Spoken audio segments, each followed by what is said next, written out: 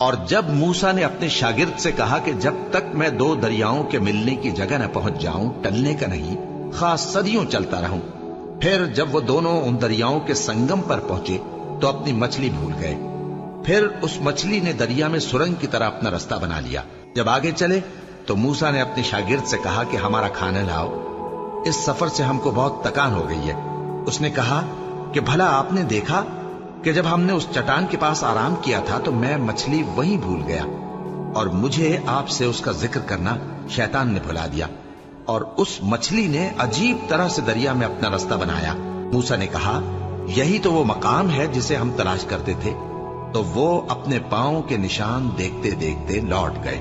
وہاں انہوں نے ہمارے بندوں میں سے ایک بندہ دیکھا جس کو ہم نے اپنے ہاں سے رحمت خاص سے نوازا تھا اور اپنے پاس سے ایک خاص علم بخشا تھا۔ موسیٰ نے ان سے جن کا نام خضر تھا کہا کہ جو علم اللہ کی طرف سے آپ کو سکھایا گیا ہے، اگر آپ اس میں سے مجھے کچھ بھلائی کی باتیں سکھائیں تو میں آپ کے ساتھ رہوں۔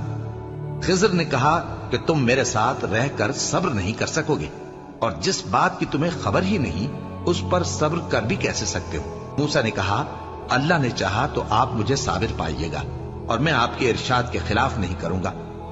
خضر نے کہا اگر تم میرے ساتھ رہنا چاہو تو شرط یہ ہے مجھ سے کوئی بات نہ پوچھنا جب تک میں خود اس کا ذکر تم سے نہ کروں۔ تو دونوں چل پڑے، یہاں تک کہ جب کشتی میں سوار ہوئے تو خضر نے کشتی کو پھاڑ ڈالا۔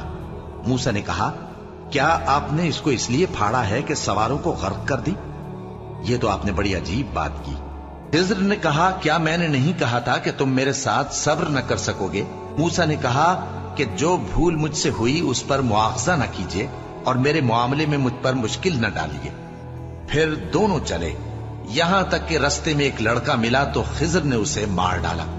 موسیٰ نے کہا کہ آپ نے ایک بے گناہ شخص کو ناحق بغیر قصاص کے مار ڈالا، یہ تو آپ نے بری بات کی۔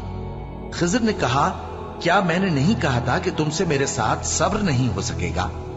انہوں نے کہا کہ اگر میں اس کے بعد پھر کوئی بات پوچھوں یعنی اعتراض کروں تو مجھے اپنے ساتھ نہ رکھیے گا کہ آپ میری طرف سے عذر کے قبول کرنے میں حد کو پہنچ گئے ہیں۔ پھر دونوں چلے، یہاں تک کہ گاؤں والوں کے پاس پہنچے اور ان سے کھانا طلب کیا۔ انہوں نے ان کی ضیافت کرنے سے انکار کیا۔ پھر انہوں نے وہاں ایک دیوار دیکھی جو گرا چاہتی تھی تو خضر نے اس کو سیدھا کر دیا۔ موسیٰ نے کہا کہ اگر آپ چاہتے تو ان سے اس کا معاوضہ لے لیتے تاکہ کھانے کا کام چلتا۔ خضر نے کہا کہ اب مجھ میں اور تم میں علیحدگی، مگر جن باتوں پر تم صبر نہ کر سکے میں ان کا تمہیں بھید بتائے دیتا ہوں کہ وہ جو کشتی تھی غریب لوگوں کی تھی جو دریا میں محنت کر کے یعنی کشتیاں چلا کر گزارا کرتے تھے، اور ان کے سامنے کی طرف ایک بادشاہ تھا جو ہر اچھی کشتی کو زبردستی چھین لیتا تھا۔ تو میں نے چاہا کہ اسے عیبدار کر دوں تاکہ وہ اسے غصب نہ کر سکے۔ اور وہ جو لڑکا تھا اس کے ماں باپ دونوں مومن تھے۔ ہمیں اندیشہ ہوا کہ وہ بڑا ہو کر بد کردار ہوگا تو کہیں ان کو سرکشی اور کفر میں نہ پھنسا دے، تو ہم نے چاہا کہ ان کا پروردگار اس کی جگہ ان کو اور بچہ عطا فرمائے جو اخلاقی پاکیزگی میں بہتر اور محبت میں زیادہ قریب ہو۔ اور وہ جو دیوار تھی سو 2 یتیم لڑکوں کی تھی جو شہر میں رہتے تھے، اور اس کے نیچے ان کا خزانہ دفن تھا، اور ان کا باپ ایک نیک آدمی تھا۔ تو تمہارے پروردگار نے چاہا کہ وہ اپنی جوانی کو پہنچ جائیں اور پھر اپنا خزانہ نکالے۔ یہ تمہارے پروردگار کی مہربانی ہے، اور یہ کام میں نے اپنی طرف سے نہیں کیے، یہ ان باتوں کی حقیقت ہے جن پر تم صبر نہ کر سکے۔